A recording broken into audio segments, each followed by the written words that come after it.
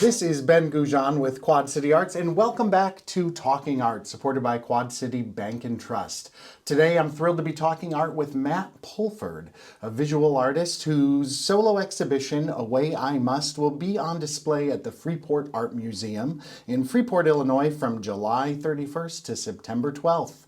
Matt, welcome to Talking Art. Thank you, Ben. Yeah, pleasure to have you here today. Yeah, thank you for having me. I really, really appreciate it. It's good to see you again. Yeah, you as well.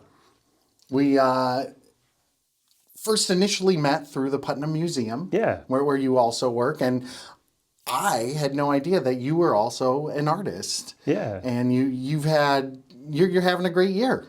Yeah, it's been busy.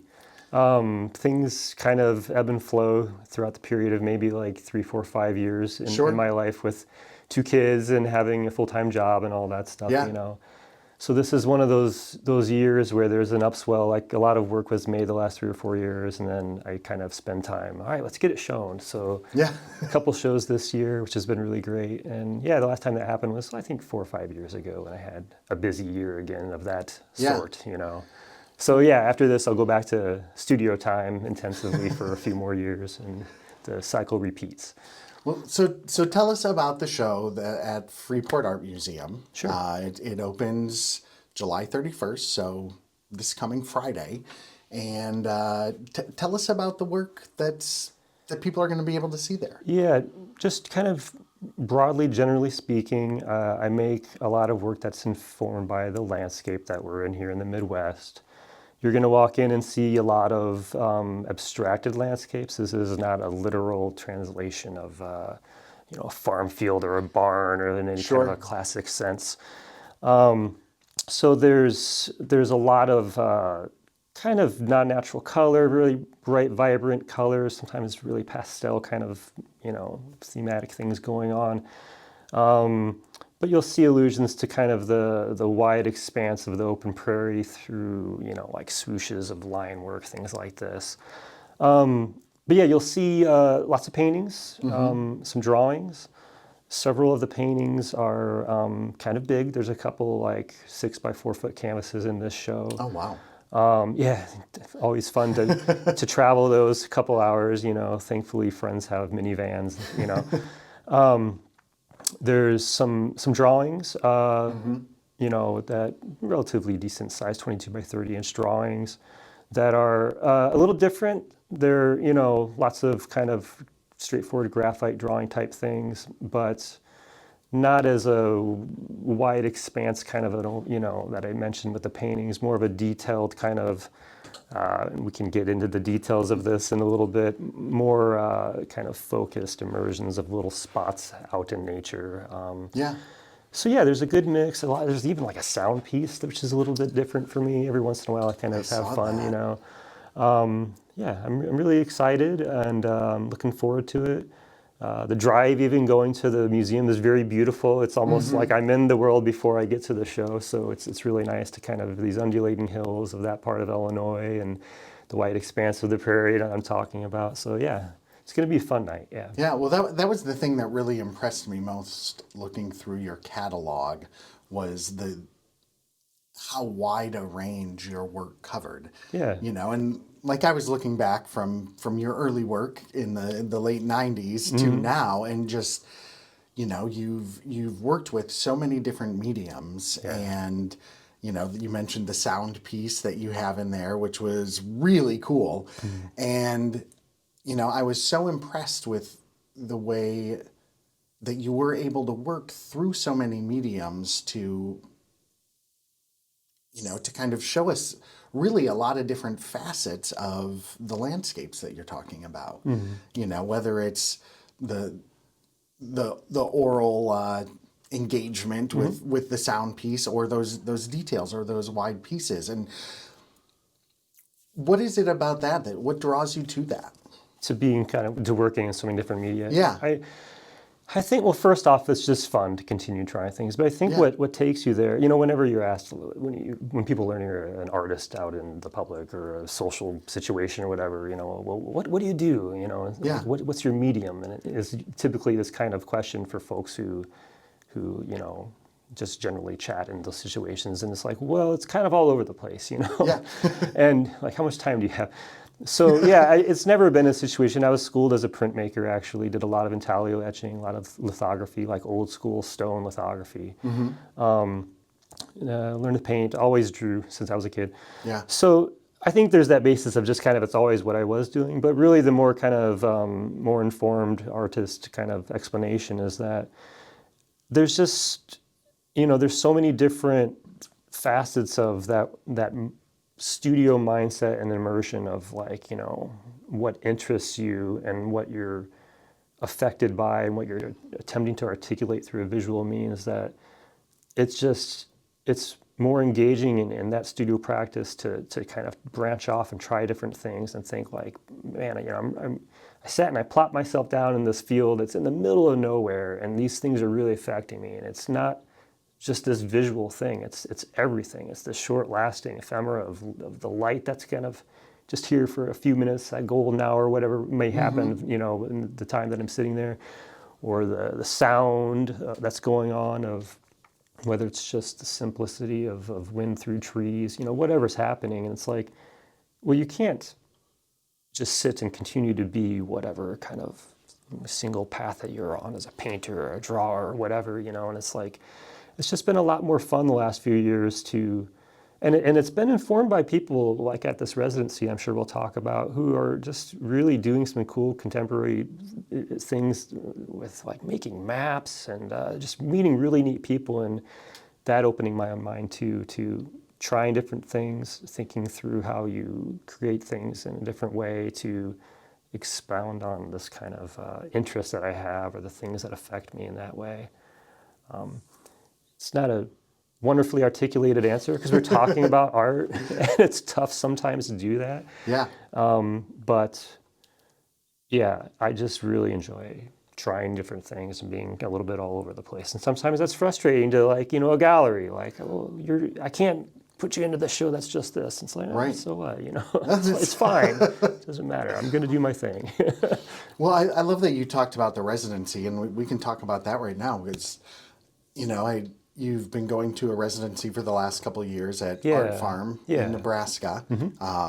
And it seems to me, kind of looking, I was looking over their website, and it looks so cool. I was very jealous of that experience, but also, kind of building on that residency to create these shows that you've, the show upcoming in Freeport and the show you just had at CSPS.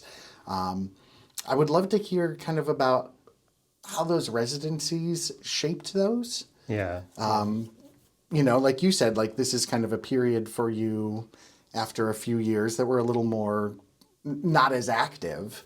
Yeah. And how the residency helped shape those.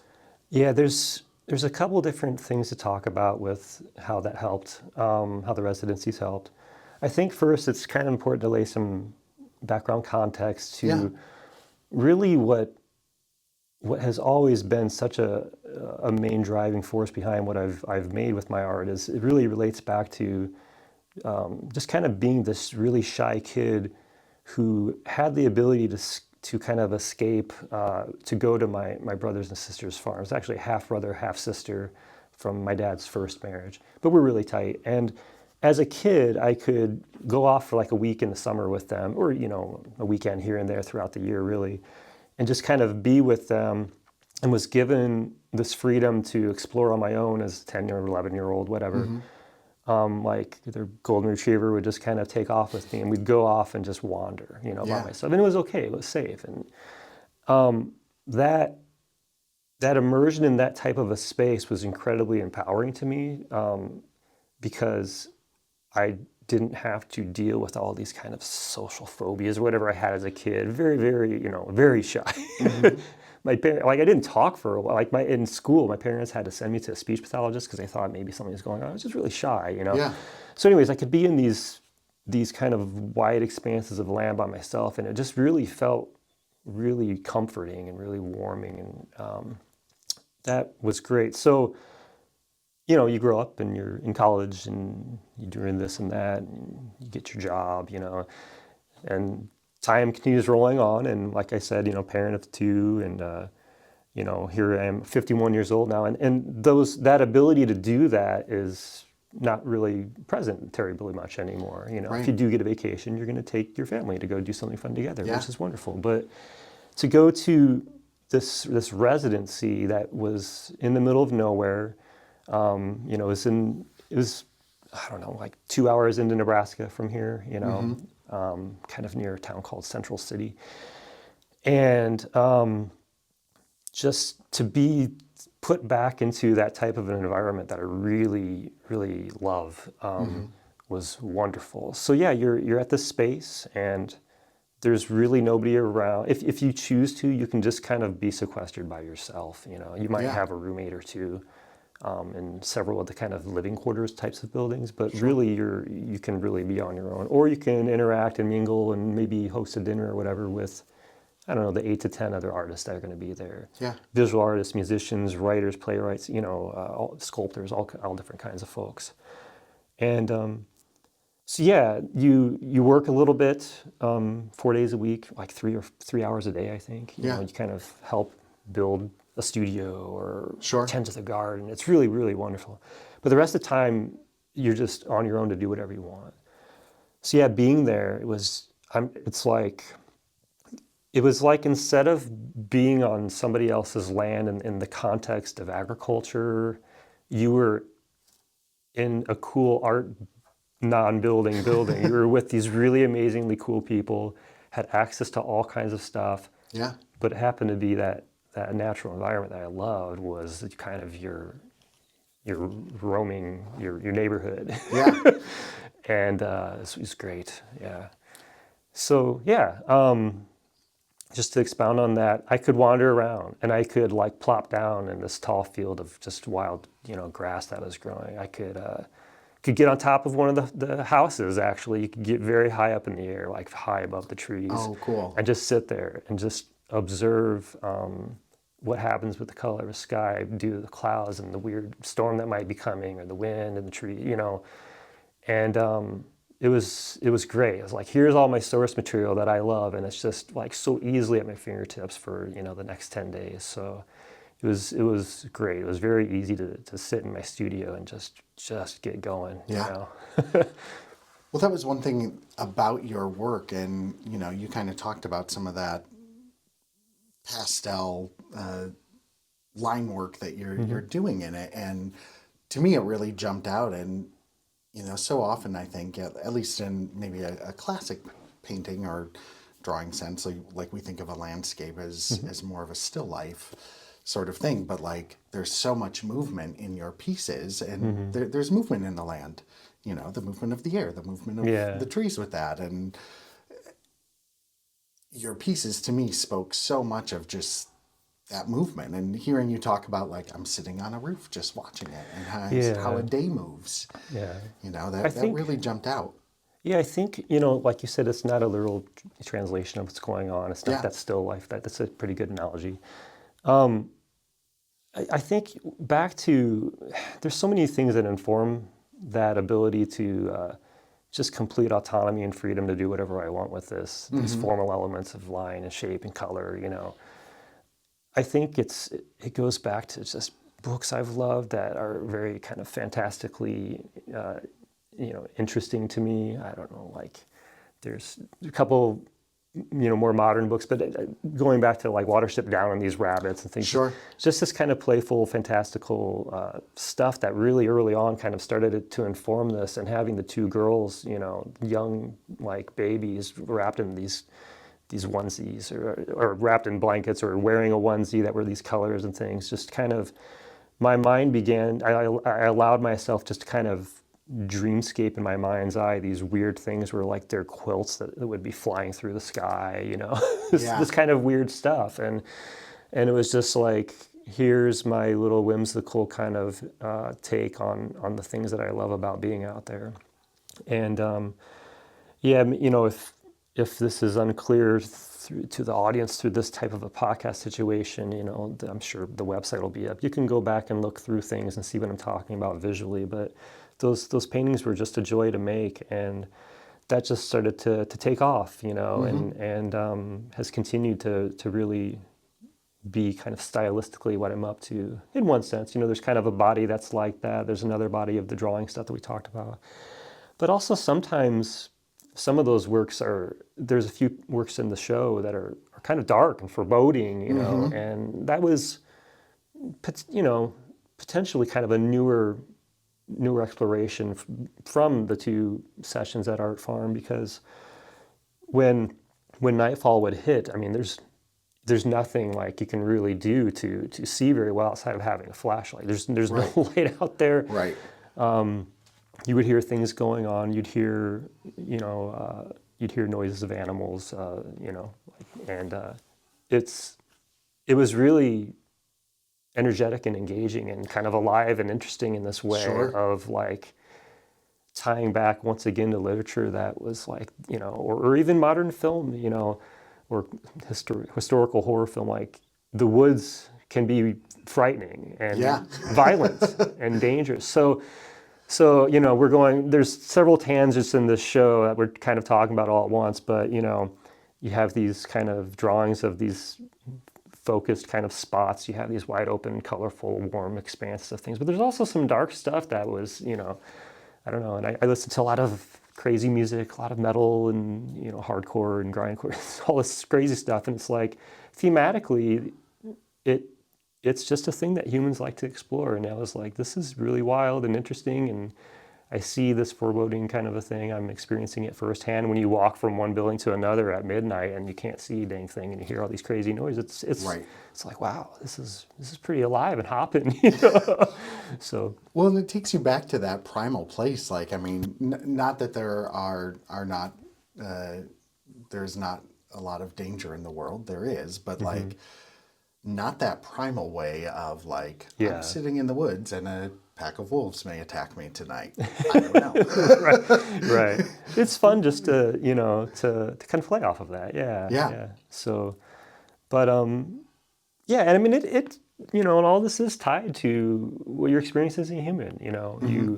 You have days, weeks, months, years in your life where you're going through stuff and your friendships are changing, you have life stressors, parents are aging and getting old, and so yeah, there's a lot of that tie in too to all these variety of bodies of work that we're talking about. I don't know. I think it's just the arts, music, literature, like all this stuff is just what we do, right? Yeah. You're talking about the beauty and the worry and the horror. So yeah, it's been a really good couple sessions last couple summers. I didn't go this year, but the previous 2 summers was just great for me. Yeah. Yeah.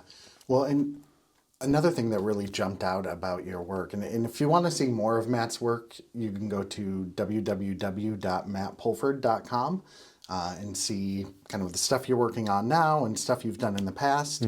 But you had mentioned earlier kind of those more focused line drawings that Yeah. you've done. And one thing that really jumped out to me, that they appear very simple, but they're so beautiful. And I loved the way you used the negative space in those pieces, which to me, as the viewer, and kind of knowing where you're coming from and what your inspirations are, just spoke to that,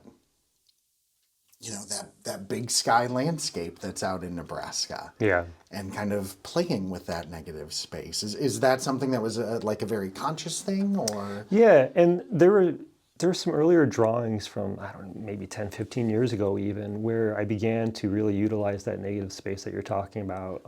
Lots of wide open, white of the paper shining Yeah. through, just being, Midwestern winters are really interesting. You can, So kind. you've had Steve Banks on here, Yeah. artist here in the Quad Cities, and he thinks I'm kind of crazy for feeling like this. He often teases me, but I'm somebody when it's January and it's like 15 below, and I like to go outside and wander around for an hour, safely, like gloves and boots on and all that Yeah. stuff, But what happens to the snow and the way it sounds and the way the light is and just the weird light that happens and all that is really, really interesting to me. And it's, again, what I'm talking about, like going out in these situations and like, this is a little bit foreboding. I keep using Yeah. this word. But yeah, so that just kind of sheet of white that's kind of got that frozen crust, but there's still little grass blades popping through. I just was really interested in that, quite several years ago, let's say. So that was kind of a starting point for that, and to get back to that and continue to, you're right, make them a lot more detailed. Like those were really, really took a while. And I really loved that challenge of sitting and like I just love to draw. It's Yeah. probably out of everything we're talking about, it's probably my favorite thing to really do. But to continue up with that enjoyment of that kind of sparse, barren kind of a thing, but to bring it into what I was seeing at Art Farm, I was just coming upon these situations that were probably only going to last for a few hours. I'd wake up and go for a walk and look, and I'd notice like an animal bedded down there overnight. That's really interesting. Like, look what Yeah. it did, and bending all these, it would just kind of make these interesting swirls. It's like you came across a singular little pot of a crop circle or something. But in reality, like this animal bedded down, that was really engaging, interesting, and like that's not going to be there for much longer. It's going to kind of pop back up here, Right. Or there was a huge rainfall, one full day, day and a half, I don't know. And all of a sudden we had this river like flowing through the property. It doesn't happen very often. Like, it might not happen for a couple of years. This Yeah. is like once every 2 or 3 or 4 year kind of a flood, is what the owner of the property told me. And we were kind of cut off from the other side of the commune, so to speak. It's not really a commune, but from the farm. And that went away, and then the next day, it just, again, all this interesting kind of movement of what happened that's going to eventually go back to what its normal is. And all those situations that just short lasting, whether it's, like I said, this kind of ephemera that you notice in the sky during the golden hour, or if it's just like these kind of water moved things that happened. I was like, what a wonderful thing to sit and look at and draw, and then take as its starting point and turn into kind of doing what I do with the pastel colors, additive stuff later on to kind of make it more of your own take on that kind of fantastical layering of whatever else into it. Yeah, I really felt good about those, Yeah. I mean, I make stuff sometimes and you're like, oh God, like what the heck, Or you get to a point as an artist in a spot where you're like, man, I really ruined this. I got to get back in, and those kind of always went pretty well. And Yeah. it's enjoyable to have it, and it's enjoyable to struggle against things that don't go very well in the studio. But those were an easier road than others, and a lot of fun. Well, and that's sort of, I mean, and I grew up in northern Michigan, so we had, it's interesting. Our winters up there were not as cold as they are down here. Yeah. Like when we get those. And everybody just says they're bitter- worse. Like when we go to vacation there, and Sure. people are like, you don't want to live here in the winter. I'm like, really? And we kind of looked up averages and snowfall amounts in the winter, Yeah. and we're like, I think it's worse in Iowa. We got way more snow than we tend to get here. Yeah. But the temps, like you don't get those winds from the plains that Yeah. come and just drop things down to the very bottom. But to me, there's nothing more beautiful than like that first night of a snowfall, when there's just that blanket, like you said, of that sparseness and the silence of it, and that stood Yeah. out so much in your work. Yeah. It's just that quiet that falls Yeah. over the world when that happens. How that change of sound is really, really interesting, isn't it? Yeah. When all the leaves are gone and things kind of, sound moves differently versus when they're full and you have that baffle in nature, it's, I just love experiencing that firsthand. I think that's, it's just really cool. Especially, I mean, I don't often think about this. It just came to mind now, but especially in the day of everybody, like, experiencing this for so much more of our day now, Right. It's not a Luddite reaction to that for me to go out and do this, but it's important for me, like, to, even most days still when I'm in my normal routine of work and family and all that, to go out in the yard and just kind of plop down in the backyard for maybe a half hour or so and like weed or something, just to like be out there and listen to the birds. Yeah. I try to do that every day. Yeah. Well, and it's so easy to get disconnected from the natural world, I think. Like you said, with devices, I mean, I'm right here. Yeah. Same. Yeah. Yeah. Two within 3 feet of me. Yeah. But it's so therapeutic and so like I just know when I spend more time outside, I feel better. Yeah. Same. Yeah. And the science behind that, it's like, Yeah. okay, I feel it. Yeah, sure. Yeah. So you've got this show at Freeport coming up through September 12th. Tell us a little bit about the show you just had at CSPS in Cedar Rapids. Yeah, it's really not so different. It's a lot of the same work. I think there might be a piece or two that was in that that's not in this, or vice versa. But yeah, it's a different space. At Freeport, viewers are going to walk in, and first off, excuse me, you're in a museum that has a collection of really cool stuff from like different cultures throughout the world.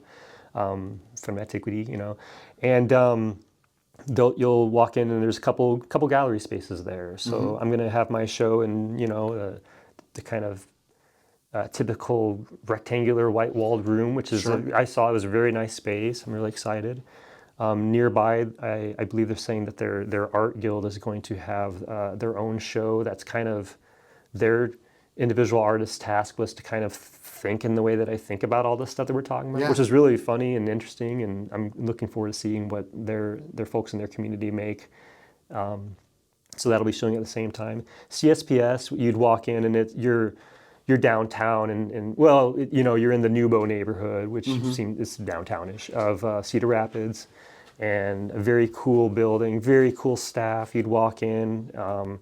Large old industrial building that was very nicely renovated. Yeah. I'm not sure when, but it was a very handsome building. Small gallery on the first floor. You'd walk up the stairs, take the elevator up. Live music show space, bar, another gallery space, and then the gallery I was in was the main gallery with like the hardwood floor. So, much taller ceiling. Just a different space for the same work, which is kind of interesting. People will be walking around they were walking around in an urban kind of a core situation, walking in and seeing the work. So it was a little bit more of a metaphorical distance to walk in and where the paintings or drawings might be taking them. Yeah. But Freeport's a smaller town, and it is, it's in a neighborhood, this museum. It's not off in the country, so to speak. But I'm assuming the community is more adjacent to kind of ag work, smaller town, and not a lot of, Rockford's nearby, but I'm kind of curious to see if people talk about things differently. Yeah. It's going to be a really fun night. Yeah. There's like I said, that artist talk that, I need to expect a Q&A for maybe half of that. It'll be really fun to chat with the locals and kind of, hear their take on things. I always love doing that, so that'll be fun. Well, and what do you find as an artist? Because I think this is so important for our local artists to get their artwork out in the wider world. Yeah. How have you kind of, as on the business side of art, branched out to make those connections? Yeah. I think, back in college, and still to this day, there's a lot of folks who keep an eye out for juried open calls. Yeah. There's resources out there like the Figgy and the Rock Island Arts Guild for their biennial. They use that cafe, CAFE website. Artists can hop on there and, you can kind of do that juried showing route, which occasionally turns into more, Yeah. The last 10, 15 years, it's been a lot of just relationship building that has just happened organically through the Quad City arts scene, through being a student and subsequently working for Illinois State University back in my 20s down in Bloomington Normal. Yeah. People you've met there, people I met in Chicago. I lived in Chicago for 5 years. So you just kind of develop these little pods of just friendships that blossom into, their artist groups, and just kind of proactively keeping up on it, like, hey, check this stuff out, and really what happened, even with Freeport, is I had one of the staff members actively seek me out and like, we want to have a show everywhere. So that's not always what happens. Usually you're applying, to these spaces. But for me, I'm keeping an eye out for spaces I really think look cool, and the people seem like they're cool people, Yeah. And these two places were a lot like that. Well, yeah, I was looking at the website of both of those Yeah. places, and they both looked really cool. Yeah. Like, And so it's sometimes it's blindly just contacting people, Yeah. and having the days of 20 slides in a carousel and sending them off. Those days are long gone, thankfully. Right. And even though it's kind of a nice romantic kind of an old tangible thing, but sharing a website. But yeah, I'm always keeping an eye out on kind of the middle-sized Midwestern spots, Yeah. looking into places in Madison, Des Moines, St. Paul. St. Paul's bigger, but yeah, just kind of keeping up on that as part of, like you're saying, part of the business end of it all. So yeah, next round when I'm ready to be doing that, that'll happen again, and just start reaching out and trying, seeing what happens. Yeah. And how do you balance? Because I know, and I, try to do that same balance of like, I have my job and I have my art. Yeah. And I have my family. Yeah. What is the, is there a magic formula or a sauce for you? It's hard. Yeah. Well, I tell you, when the kids were young, it was a little easier and more difficult at the same time. It was easier to be able to say, they would just go to bed earlier, Sure. So you could like go downstairs and I could be in the studio. And all credit due to my partner, to my wife, Kelly, who's also an artist, and just understanding like, yeah, and that was, to be able to do that early on was great.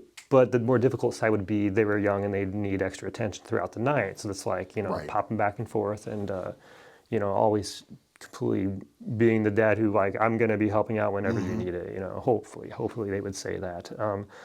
But yeah, nowadays, they're older, they're in their teens, and they're independent. Boy, they can drive, Right. they can make their own sandwich. I'm joking, but They can't make sandwiches yet. yeah.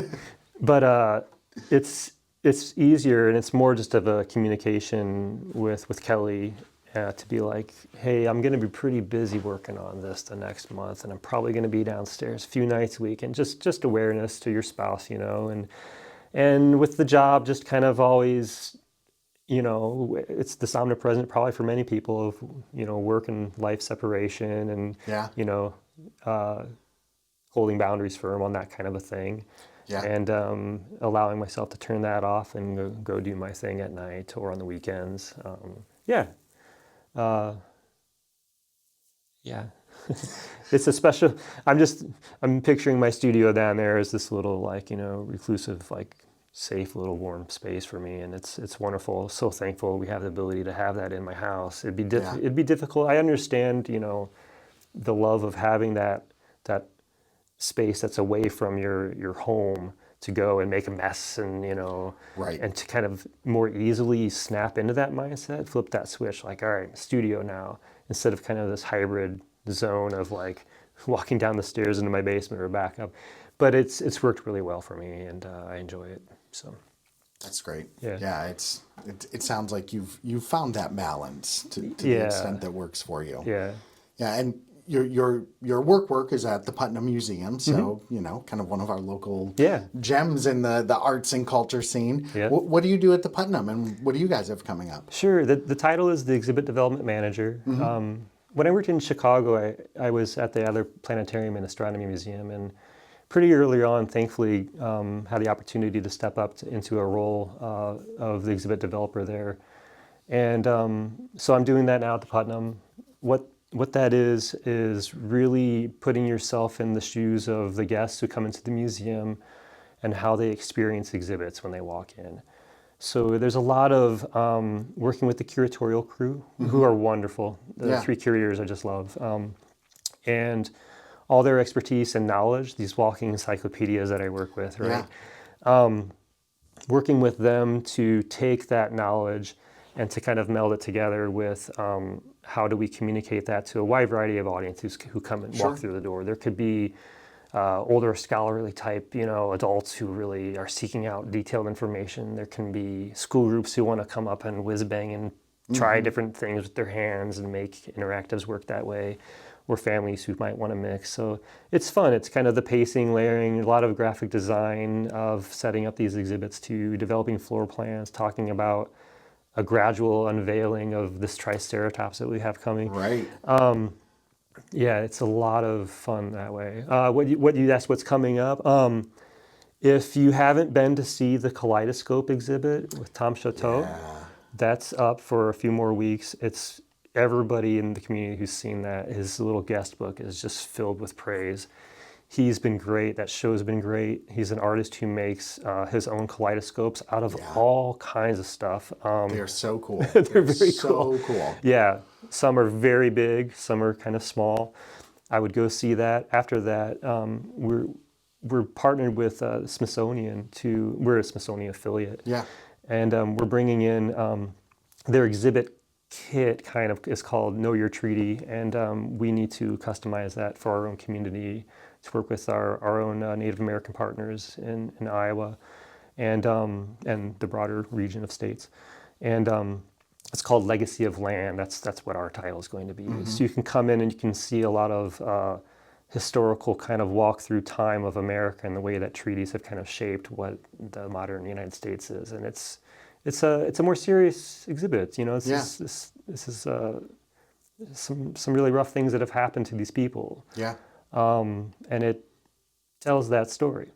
But it's been really wonderful to meet some of these Native American partners the last few months. Road trip to Tama to meet with Meskwaki folks, wonderful people. Thankfully, there's a good, solid, trusting relationship that they have with us, and they know we're here to do the right thing by them. Yeah. And that's going to be a very different exhibit than Tom's Kaleidoscope thing, but that's what's coming up there. And I could sit and talk about all kinds of other things, but I'd have to pull up the website. There's always events going on there. There's so much going on there. Every week there's cool films being shown, cool talks happening. There's a lot going on there. So. Well, yeah, and we're going to be bringing in a Native American storyteller as part of your time. Leland Faulkner. Yes. Yes. I learned about that in the meeting just the other day. Yeah. Wonderful. Yeah. So. There's a lot going on with that exhibit. A lot kind of on the front end when it opens up, and then after that, every few weeks there's going to be something going on until the show's done. It's going to be great. That's great. And when does that open? Oh, see, you're going to... I need to switch into my work mindset now. I'm sorry, I don't have the date on me, but I know the Kaleidoscope show is open through, I think, is it mid or end of September? Yeah, we'll have to pull up the website or go look on putnam.org and you can see all that stuff. Yeah, my bad. Sorry. I sprung that on you. Yeah, it's okay. You weren't prepped for that. It's okay. Yeah, maybe I'm not handling that whole two sides thing as well as I thought. Yeah. Well.